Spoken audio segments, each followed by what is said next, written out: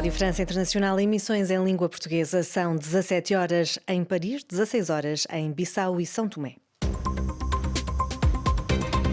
Karina Branco. Bem-vindos à nossa emissão desta terça-feira, 15 de novembro. Vamos aos títulos deste jornal. Guerra na Ucrânia é um dos temas dominantes na cimeira do G20 que arrancou hoje na Indonésia. Vice-ministro dos Negócios Estrangeiros e Cooperação de Moçambique de visita oficial à Rússia. Segundo o governo, o objetivo é reforçar a cooperação. E na Guiné-Bissau, o Procurador-Geral da República apresentou queixas-crimes contra várias pessoas por alegada difamação, nomeadamente contra o diretor da Polícia Judiciária e o antigo secretário de Estado da Ordem Pública. E a Costa do Marfim anunciou a retirada progressiva das suas tropas do Mali até agosto do próximo ano. No controle técnico desta emissão está Mussal Chili e o jornal começa agora. Praia 99.3 FM. E na Indonésia, em Bali, os líderes do G20 iniciaram hoje uma cimeira de 2 dias. Em cima da mesa, a invasão russa da Ucrânia, já que esta é a primeira cimeira do G20 desde que começou a guerra na Ucrânia há praticamente 9 meses. O presidente russo Vladimir Putin não participa na cimeira e está representado pelo ministro dos Negócios Estrangeiros, Sergei Lavrov. Apesar de a Ucrânia não integrar o G20, a presidência indonésia convidou o presidente Volodymyr Zelensky para uma intervenção por videoconferência. À margem da cimeira do G20, o chefe de Estado francês Emmanuel Macron reuniu-se hoje com o seu homólogo chinês Xi Jinping para lhe pedir que se unam esforços contra a guerra na Ucrânia. Neide Ribeiro.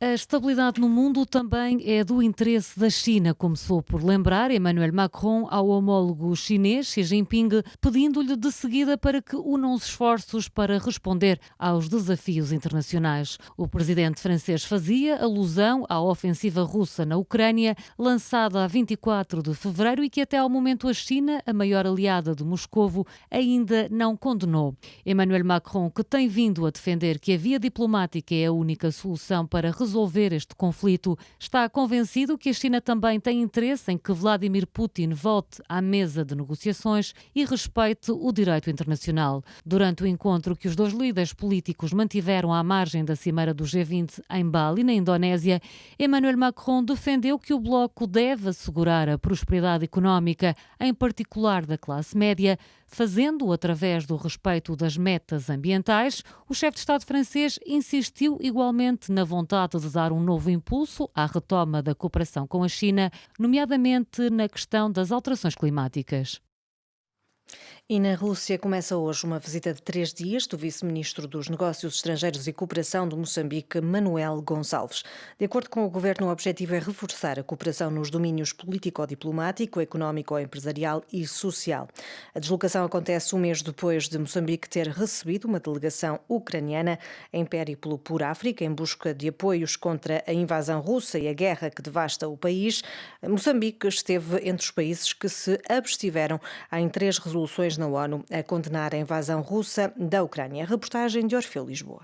Apesar da visita de Manuel Gonçalves à Rússia acontecer numa altura em que o governo moçambicano mantém a neutralidade na invasão da Rússia à Ucrânia, não pode ser encarada com preocupação pelos cidadãos, é o que diz o analista Dércio Alfazema.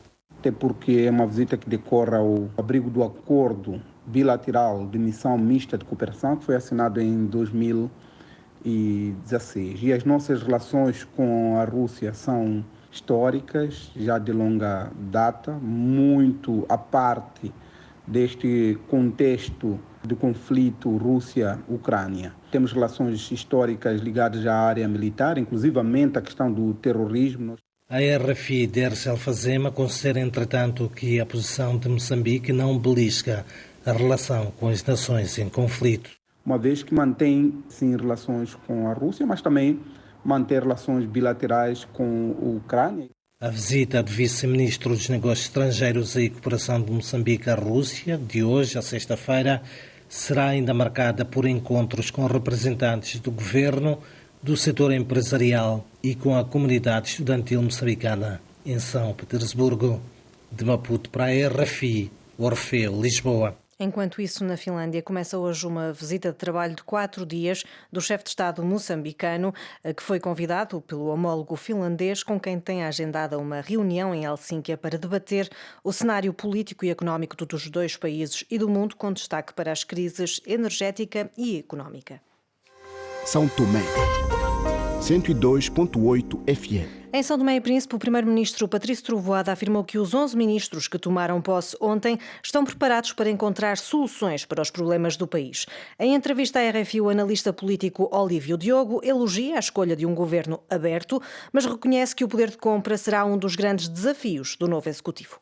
Deve ajudar os problemas da saúde, que é crônico. A qualidade da educação também é preciso que se trabalhe, mas, sobretudo, a questão do custo de vida da população. O Patrício Trovoada tem um problema grave com o qual ele tem que lidar, que é a questão do combustível. O país importa combustível e não tem recurso para pagar em combustível que importa, quando nós já devíamos transformar em energias alternativas. Patrício Trovoada tem pela frente grandes desafios. Sim, tem mesmo muitos desafios pela frente. Um país como o nosso, que vive dependente a 90% do exterior para o seu orçamento de Estado, a partida é um país que é preciso que se valorize os recursos internos, é preciso que se atraia investimento e esse investimento consiga atrair para cá divisas. Nós temos um turismo, é um potencial de São Tomé e Príncipe, mas o que é verdade, nós de turismo só temos praia. Eu creio que quando o Patrício Trovoada diz que ele está com o governo aberto, eu creio que esta é uma ação que é muito importante. Ele tem que abrir o país para que todos os santomenses percebam, de uma vez por todas,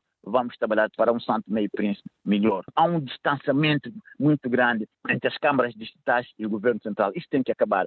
É preciso que se desenvolva uma espécie de conselho com as câmaras distritais para que as ações sejam articuladas para um São Tomé e Príncipe comum, incluindo o governo regional, neste tipo de ações, 3 em 3 meses, para que haja uma articulação, para que haja um esforço abnegado, culminado de sinergias para desenvolver São Tomé e Príncipe. O analista político Olívio Diogo, entrevistado por Neide Ribeiro. E na Guiné-Bissau, o Procurador-Geral da República, Bacari Biai, apresentou queixas-crime contra várias pessoas por alegada difamação. Entre elas está o diretor da Polícia Judiciária e o antigo secretário de Estado da Ordem Pública. Reportagem de Moussa Baldé. O Procurador-Geral da República considera-se difamado no seu bom nome. Bacari Biai, citado por uma fonte judicial, diz que em nenhuma circunstância na sua vida fez tráfico de droga. Agora, Bacari Biai apresentou queixas-crime contra o ex-secretário de Estado da Ordem Pública, Augusto Cabi, contra o diretor nacional da Polícia Judiciária, Domingos Correia, contra o bloguista Denilson Freira, conhecido por DOCA, e contra o presidente do Sindicato dos Magistrados do Ministério Público, Domingos Martins. O Procurador-Geral da República da Guiné-Bissau quer que a Justiça esclareça as acusações que lhe foram feitas por Augusto Cabi e Domingos Correia num áudio vazado nas redes sociais, segundo o qual os dois defendem que Bacari Biai teria ficado com alguma quantidade de droga apreendida pela polícia. Bacari Biai pede à Justiça a defesa da sua honra, mas também o bom nome do Ministério Público, que deve estar acima das suspeitas, particularmente em questões ligadas ao tráfico de droga, diz a fonte. O Procurador-Geral da República negou sempre qualquer envolvimento no assunto. Moussa Baldé, Bissau, RFI. Ainda na Guiné-Bissau, o Supremo Tribunal de Justiça extinguiu 28 partidos políticos e justifica que foi por falta de apresentação de documentação que comprove a sua existência legal. A Costa do Marfim anunciou a retirada progressiva das suas tropas do Mali até agosto do próximo ano. Reportagem de Neide Ribeiro. A decisão acontece depois de cerca de 40 soldados marfinenses terem sido detidos no Mali em julho passado e acusados de serem mercenários, explica numa carta o embaixador junto das Nações Unidas. A Costa do Marfim tem estado a pedir que os soldados sejam postos em liberdade, justificando que os homens integram o contingente de segurança e logística da missão de manutenção para a paz da ONU no país. Todavia, a retirada progressiva das tropas marfinenses não é uma novidade. Abidjan já tinha informado as Nações Unidas de que não iria substituir os efetivos da MINUSMA a partir de agosto do próximo ano. Há mais de uma década que o Mali conta com o apoio dos aliados regionais e de forças de manutenção da paz para combater a insurgência islâmica que já fez milhares de vítimas e conquistou várias zonas do centro e norte do país. No entanto, a aproximação das autoridades malianas ao grupo de mercenários russo Wagner levou a França, a Suécia e recentemente o Reino Unido a anunciar a retirada das tropas do Mali. E é o ponto final neste noticiário, já a seguir a nossa segunda parte.